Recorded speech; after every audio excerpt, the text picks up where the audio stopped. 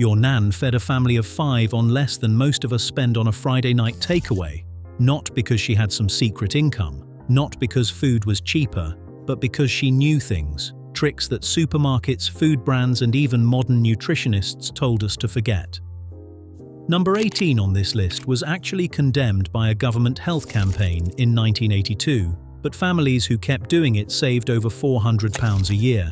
And number 7 uses a technique so effective that a major frozen food company reportedly changed its recipe just to compete with it. These are not cute vintage tips from a cookbook nobody reads. These are battlefield tactics from women who raised children during recessions, strikes, and winters where the heating went off before the month did. Hit subscribe, because if your weekly shop keeps creeping past £80, your nan already solved that problem decades ago. Number 25. The Sunday Roast Roadmap. Your nan never cooked a Sunday roast. She launched a military operation. That single chicken, bought for about £3 from the butcher, was not one meal. It was the blueprint for the entire week. Sunday was the roast dinner. Monday, the leftover meat went into sandwiches with a scrape of mustard and yesterday's gravy warmed on the side. Tuesday, she stripped every scrap from the carcass for a chicken and vegetable pie with a pastry lid made from lard and flour. Wednesday, the bones went into the biggest pot she owned, with an onion, carrot ends, and a bay leaf, simmering for hours into a stock that became Thursday's soup. By Friday, even the rendered fat from the roasting tin had been saved in a jar and used to fry Saturday's bubble and squeak. 1 chicken, 6 meals. Nothing wasted except the bones, and even those gave everything they had. Modern meal prep influencers act like they invented batch cooking. Your nan was doing it in 1974 with no Tupperware and a fridge the size of a bedside table. Number 24. Bread and butter pudding from stale crusts. Nobody threw away bread, nobody.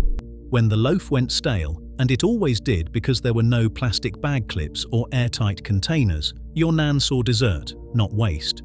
She would butter those dry slices, layer them in a baking dish with a handful of sultanas and a sprinkle of sugar, then pour over a mixture of 2 eggs beaten into a pint of milk. 40 minutes in the oven at 160 degrees. That was pudding for 4 people, made entirely from scraps and store cupboard staples. The cost was virtually nothing. The top went golden and crispy, while the inside stayed soft and custardy. A dusting of nutmeg, if she was feeling fancy. Children who would refuse a dry crust at breakfast would fight over seconds of this. Supermarkets now sell bread and butter pudding for £3.50 a pot. Your nan made it from the bread they would have thrown in the bin. Number 23. Potato water gravy. When your nan drained boiled potatoes, that cloudy, starchy water did not go down the sink. It went into the gravy. She would melt a knob of dripping or butter in a pan, stir in a tablespoon of flour until it went nutty brown, then pour in that hot potato water gradually, whisking until it thickened. A crumble of OXO, a splash of Worcestershire sauce, and she had gravy that tasted richer than anything from a packet. The potato starch gave it body. The dripping gave it depth. Bisto granules cost money. Potato water was free. This trick appeared in handwritten recipe notebooks passed between neighbors. It never made it into any published cookbook because nobody could sell you the ingredients. That was the problem. You cannot build a brand around something that comes from a saucepan of boiled potatoes. Number 22. Egg in a cup for sick days. When someone was poorly and could not face a full meal, your nan would soft boil an egg, scoop it into a teacup, drop in a knob of butter and a pinch of salt, then chop it up with a teaspoon. She would hand you that warm cup with a soldier of toast on the side, and somehow it cured everything. The cost was 1 egg, a scrape of butter, and a slice of bread. Maybe 10 pence. No trip to the chemist, no packet soup at £1 a sachet. Just a warm cup of protein and comfort that made you feel looked after. Hospital nutritionists now recommend easily digestible protein for recovery. Your nan was prescribing it from the kitchen in 1963. Number 21. Stretching mince with lentils. 1 pound of beef mince cost a fair bit even in the 1970s. Your nan made it feed twice the number of mouths by adding a cup of red lentils to the pot. She would brown the mince with an onion, add a tin of tomatoes and the lentils, then let the whole thing simmer, until the lentils broke down and disappeared into the sauce. Nobody could tell. The children ate their tea thinking it was pure meat. The lentils absorbed the beefy flavor and bulked out the sauce without changing the taste or texture. Half a bag of red lentils cost about 40 pence and doubled the number of portions from a bolognese. Dietitians now call this protein combining and charge you for the advice. Your nan called it making do, and she had been doing it since before anyone invented the word superfood. Number 20. Onion gravy on everything. Your nan could make anything taste like a proper dinner with onion gravy. 2 onions, sliced thin and fried slowly in a tablespoon of dripping until they turned dark and sweet. A sprinkle of flour stirred through, then stock from whatever she had made that week, poured in gradually until it thickened into something glossy and rich. Poured over sausages, it was bangers and mash. Over leftover meat, it was a hot supper. Over a pile of mashed potatoes with nothing else, it was still a meal that filled you up and made you feel fed. 2 onions cost almost nothing. The dripping was saved from last week. The flour came from a bag that lasted months. This was a sauce that turned whatever was left in the fridge into something worth sitting down for. Number 19. Overnight soaking for dried beans. Your nan bought dried beans instead of tinned because a 500-gram bag cost less than a single tin and gave 3 times the quantity. The trick was soaking them overnight in cold water with a pinch of bicarbonate of soda. By morning, they had doubled in size and would cook in half the time. She would drain them, cover with fresh water, bring to a hard boil for 10 minutes, then simmer until soft. A bag of dried haricot beans became enough baked beans to last most of the week. Mixed with a tin of tomatoes, a tablespoon of treacle, and a teaspoon of mustard, they tasted better than anything Heinz ever put in a tin. The soaking was the secret. Skip it, and you spent hours watching hard beans refuse to soften, wasting gas and patience. Your nan knew the chemistry before anyone explained it to her. Number 18. Diluted squash as the only drink. First pattern break. Here is where the food industry really got clever. In most households through the 1960s, 70s and 80s, children drank water or squash. That was it. A bottle of Robinson's cost about 30 pence and lasted the entire week because your nan mixed it weak. 1 part squash to 8 parts water, sometimes 10. Children complained it tasted like slightly orange water. But it worked. Everyone stayed hydrated. Nobody needed fizzy drinks, juice boxes, or flavoured water at £1.50 a bottle. Health campaigns in the 1980s targeted squash as being full of sugar, which pushed families toward supposedly healthier alternatives that cost 3 times as much. But here is what nobody mentions.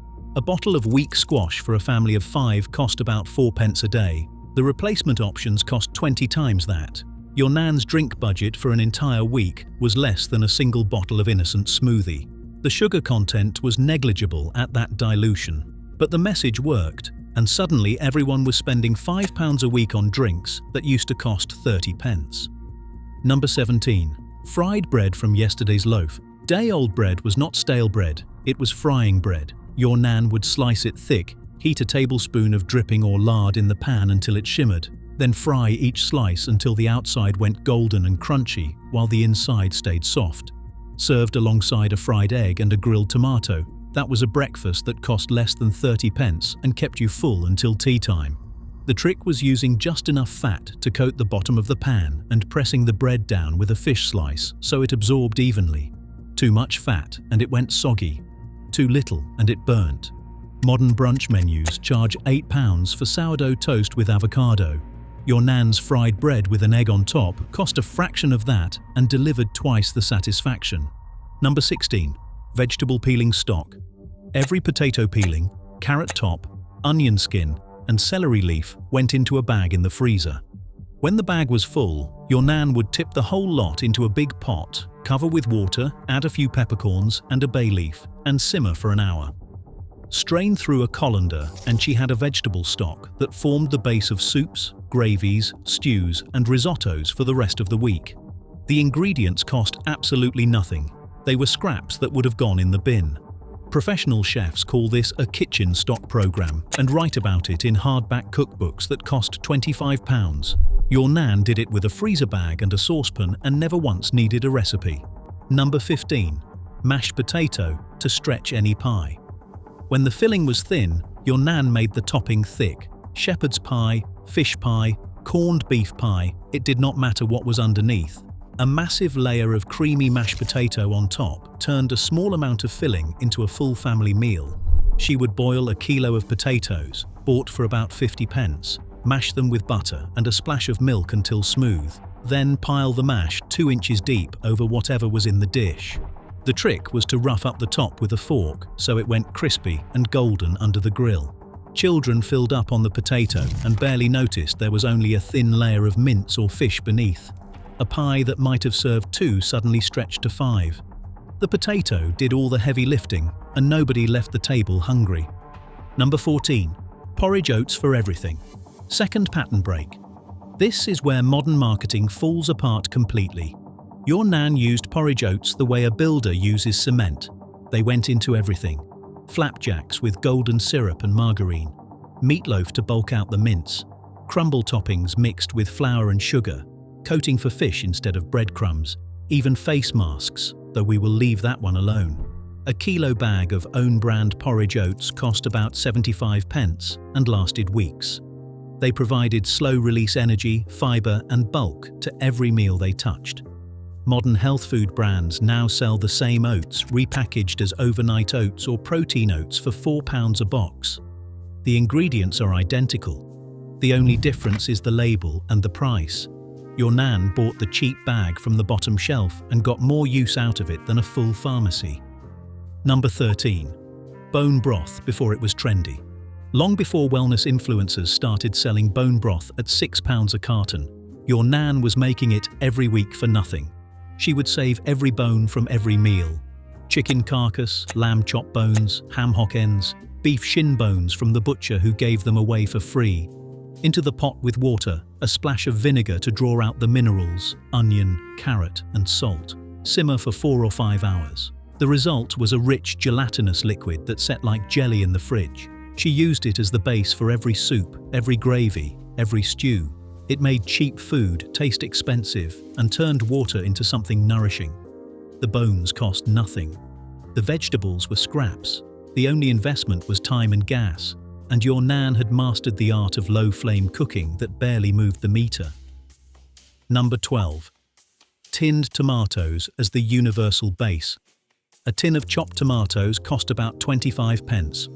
Your nan used it as the foundation for half the meals she cooked. Bolognese, chili, baked beans from scratch, shakshuka before anyone in Britain knew the word, pasta bake, pizza sauce spread on toast under a layer of grated cheese. One tin with an onion, a clove of garlic, and whatever seasoning was in the cupboard became a sauce that could go in any direction. She would buy them by the dozen when they were on offer, stacking tins in the cupboard like ammunition. The acid in the tomatoes tenderized cheap meat. The natural sugars caramelized when cooked slowly. The liquid reduced into something rich and glossy that clung to pasta and soaked into bread. No passata at £1.50, no jar of sauce at £2, just tinned tomatoes and the knowledge of what to do with them. Number 11. Water down the washing up liquid. Your nan never used washing up liquid at full strength. She would fill the empty bottle halfway with water, give it a shake, and carry on. A bottle that was supposed to last 2 weeks lasted 6. The suds were exactly the same. The plates were exactly as clean. Cleaning product companies engineered concentrated formulas specifically so you would use more than you needed. A single squeeze from a full-strength bottle delivered 3 times the soap required for a sink of dishes. Your nan figured this out by instinct and applied the same logic to everything. Bleach diluted further, shampoo stretched to last the month. Every product went further than the manufacturer intended because the manufacturer wanted you buying the next bottle sooner. Number 10. Cheese rinds in soup. Third pattern break. This is the one that sounds strange but works so well that restaurant kitchens do it quietly every single day. When a block of cheddar got down to the hard rind at the end, your nan did not throw it away. She dropped it into whatever soup or stew was simmering on the hob. The rind melted slowly, releasing a salty, umami richness that thickened the broth and added a savoury depth you could not get from a stock cube alone. Italian grandmothers did this with Parmesan rinds and got famous for it. British nans did it with Cathedral City ends and told nobody. The cheese was already paid for. The flavour it gave was extraordinary. When the rind had melted down to almost nothing, she would fish out whatever was left and discard it. The soup tasted like it had been simmering for days. This hack alone saved the price of a stock cube every time and produced better results. Number 9. Toast crusts as breadcrumbs. When children left their crusts, your nan collected them in a tin by the cooker. Once dried out, she would crush them with a rolling pin into fine breadcrumbs that went into everything. Fish fingers made from frozen white fish dipped in egg and rolled in homemade crumbs. Stuffing for a chicken mixed with onion, sage and butter. Topping for a macaroni cheese scattered over the dish before grilling. A crunchy coating for leftover mashed potato shaped into cakes and fried until golden. Shop-bought breadcrumbs cost over £1 for a small box. Your nan made them for free from the bits nobody wanted to eat. She kept a constant supply, topping up the tin every day, never running out, never spending a penny. Number 8. The envelope budgeting system. Your nan did not use a banking app, she used envelopes. At the start of the week, she would divide the housekeeping money into labelled envelopes. One for food, one for the electric meter, one for the gas, one for the milkman. Whatever was in the food envelope was the budget. When it was gone, it was gone. There was no overdraft, no credit card, no popping to the cash point for a bit extra. This forced every decision to be precise. She knew exactly what a bag of potatoes cost, what a pint of milk would run to, and how many days she had to stretch a pound of mince. Modern budgeting apps try to replicate this system digitally, charging a monthly subscription for the privilege. Your nan did it with paper envelopes and willpower, and she never once went over budget because there was nothing to go over with. Number 7. Pastry from lard and cold water. Your nan made pastry that put supermarket short crust to shame, and it cost almost nothing. She would rub cold lard into plain flour with her fingertips until it looked like breadcrumbs, add a pinch of salt, then bring it together with ice-cold water. Wrap it in grease-proof paper and rest it in the fridge for 30 minutes. That pastry could top a meat pie, line a quiche, or wrap around sausage meat for sausage rolls that shattered when you bit into them.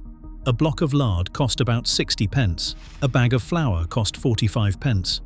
Together they made enough pastry for 3 or 4 pies. The secret was cold hands and not overworking the dough. Your nan could feel when it was right.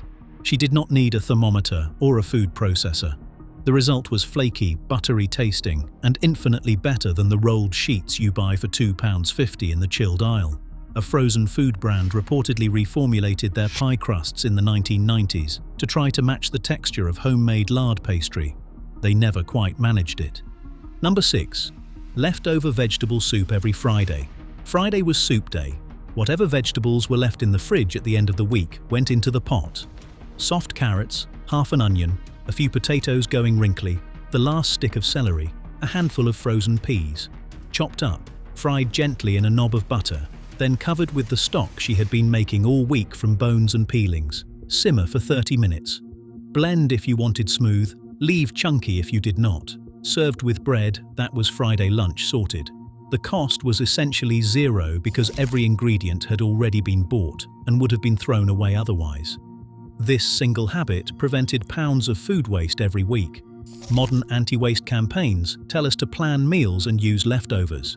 Your nan did not need a campaign. She just could not stomach throwing food in the bin when there were mouths to feed. Number 5. Buying whole and breaking down. 4th pattern break. Your nan never bought chicken breasts. She bought a whole chicken for half the price per kilo and broke it down herself. 2 breasts for 1 meal, 2 legs for another, wings and back into the stock pot, carcass for broth. She applied the same logic to everything. A whole cabbage instead of a bag of pre-shredded coleslaw, a block of cheese instead of grated, a bag of flour instead of a packet of cake mix, whole carrots instead of batons. Every time a food company pre-prepared something for you, they doubled the price. Your nan knew this. She had a sharp knife, a wooden chopping board, and 30 years of practice. The 10 minutes of preparation she put in saved pounds every single week.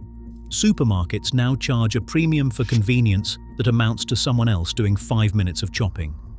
Your nan would have found that absolutely baffling. Number 4. The emergency tin cupboard. Every nan had a shelf in the cupboard that functioned as an insurance policy against the unexpected. Tins of baked beans, corned beef, condensed soup, tinned peaches in syrup, evaporated milk, a packet of dried pasta, a bag of rice. This was not hoarding. This was strategy. If the money ran short, if someone turned up unannounced, if the weather was too bad to get to the shops, that cupboard meant nobody went without. She rotated the stock, using the oldest first and replacing when things were on offer. A full emergency shelf cost about £8 to build and meant the difference between eating and not eating during the hard weeks. Modern preppers spend hundreds on freeze-dried meals and survival rations. Your nan achieved the same security with a dozen tins from Quick Save. Number 3. Re-wearing the tea bag. Your nan used a tea bag twice, sometimes 3 times if it was just for herself and nobody was watching. The first cup was strong and proper. The second was lighter, but still perfectly drinkable with enough milk. She would set the used bag on the side of the saucer or on a small dish by the kettle. If you pointed it out, she would say it still had life in it. A box of 80 tea bags cost about £2. Using each one twice effectively halved the price. Across a year, in a household that drank 6 or 7 cups a day, this saved over £50. The bag is designed to release most of its flavour on the first steep, but not all of it. There is enough tannin and colour for a second cup that, with milk and sugar, tastes nearly identical. Your nan knew because she tested it every single morning. Number 2. Batch cooking and freezing on Sunday. Your nan spent Sunday afternoon cooking. Not just the roast, but everything else too. A massive pan of bolognese portioned into old margarine tubs and frozen. A shepherd's pie assembled and wrapped in foil for Wednesday. A tray of scones made from flour, butter and milk, cooled and frozen for the week's packed lunches. A pot of soup ladled into old ice cream containers. By Sunday evening, the freezer was full and the week was planned. No last-minute dashes to the corner shop where everything cost double. No emergency takeaways at £8 a head. No waste, because everything was portioned and sealed. The gas bill for one afternoon of cooking was a fraction of what she would have spent reheating individual meals every night. This was logistics. This was planning. This was how £20 became a full week of meals. Number 1. The £20 rule itself. Your nan did not stumble into feeding a family on £20. She engineered it. She walked to 3 different shops to find the cheapest potatoes. She checked the reduced shelf at closing time. She memorized which day the butcher marked down his prices. She planned every meal on the back of an envelope before she left the house, and she stuck to the list without exception. There were no impulse buys, no fancy ingredients, no brand loyalty unless the brand was cheapest that week. She bought loss leaders from every shop and ignored everything else. She knew the price of a pint of milk in 4 different shops and walked the extra 10 minutes to save 3 pence. Multiply that discipline across every item, every meal, every week, every year, and you begin to understand how £20 fed a family. It was not magic. It was not luck. It was relentless, exhausting, unglamorous work that nobody thanked her for and everyone benefited from. Modern budgeting advice tells you to meal plan and shop smart. Your nan wrote the original manual. She just never thought to charge anyone for reading it. Try one of these this week, just one. The potato water gravy, the cheese rind in soup, the lentils in your mince. Then come back and tell me your nan was wrong. Tell me those food brands know better. I tried the vegetable peeling stock last Thursday, and my wife asked what restaurant recipe I had found. I said it came from a freezer bag full of carrot tops. Share which hack you are going to try in the comments. I want to know if anyone else's nan reused tea bags and acted like it was completely normal. Because these were not just money-saving tricks. They were a whole philosophy of living that we traded in for convenience and forgot to miss. Your nan knew. Now you know too.